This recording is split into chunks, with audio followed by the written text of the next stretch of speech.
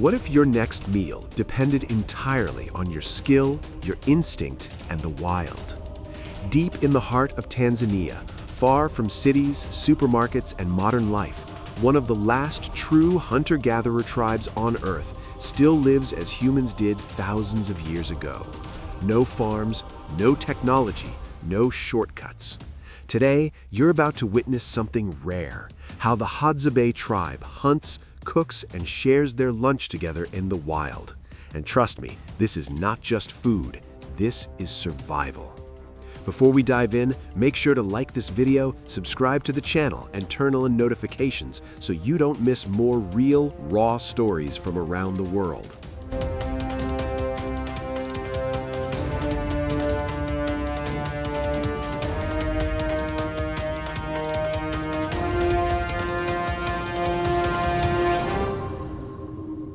The Hadzabe tribe lives near Lake Eyasi in northern Tanzania, surrounded by dry savanna, rocky hills, and dense bushland.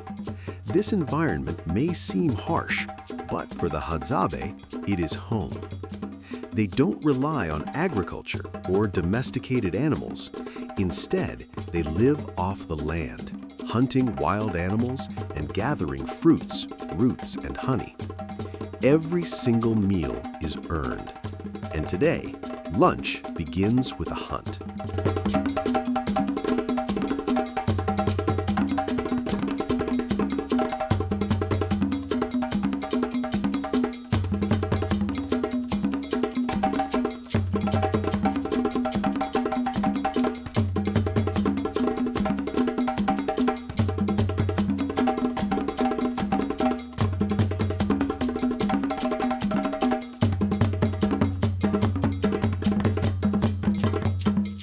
Early in the morning, the men prepare their tools, simple yet powerful.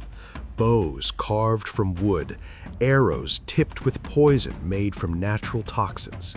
No guns, no advanced weapons, just knowledge passed down through generations.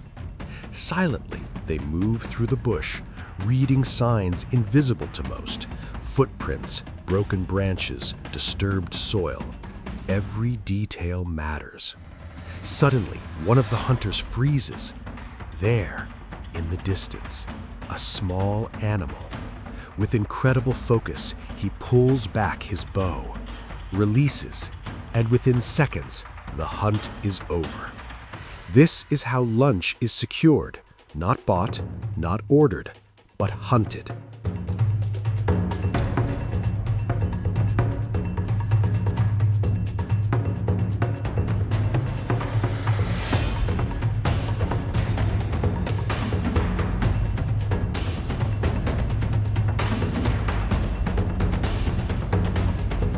While the men hunt, the women and children take on another important role: gathering. They search for edible plants, berries, and tubers hidden beneath the ground. Using simple digging sticks, they uncover roots that provide essential nutrients and energy. One of the most prized finds? Wild honey. Climbing trees without safety equipment, guided only by instinct and courage, they locate beehives and carefully extract honey, sometimes risking painful stings. But the reward is worth it. Sweet, natural, and packed with energy. This is one of the Hadzabe's favorite foods. By midday, everything is ready.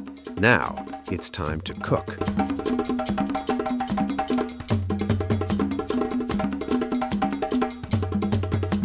Fire is life.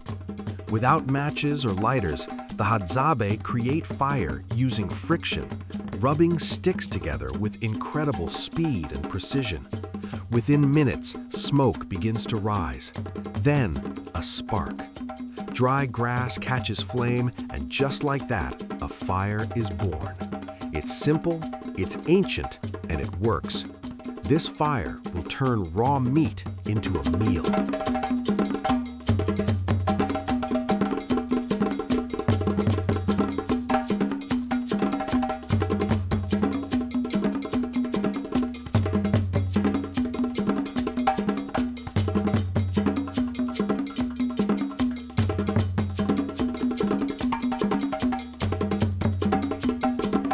hunted animal is prepared quickly. No complicated tools, no seasoning, no modern cooking techniques.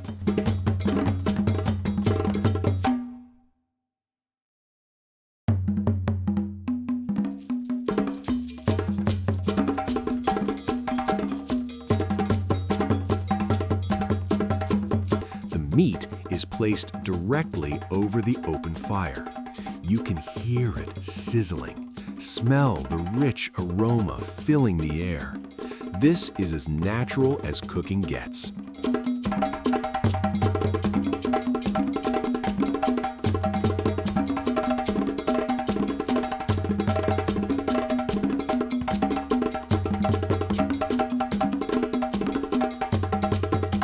Nearby, gathered roots are also roasted in the fire, softening them and enhancing their flavor.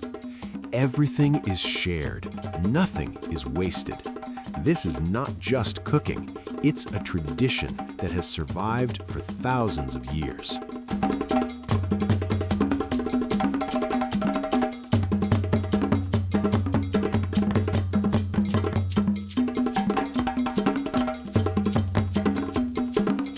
Once the food is ready, everyone gathers. There are no plates, no tables, no formal structure.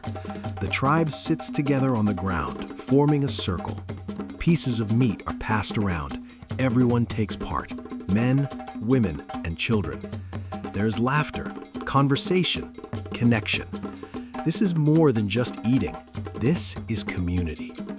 In a world where many people eat alone, distracted by screens, the Hadzabe remind us what food is truly about: sharing, bonding, and surviving together.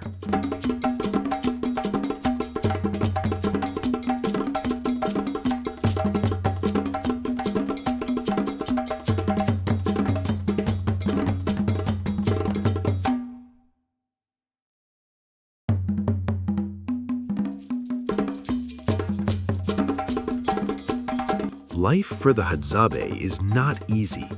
Every day is uncertain. Every meal must be earned. But there is something powerful here: freedom. No schedules, no pressure, no modern distractions, just nature and the rhythm of life. They take only what they need, respecting the land that provides for them. In many ways, this lifestyle, though challenging, is deeply connected to what it means to be human.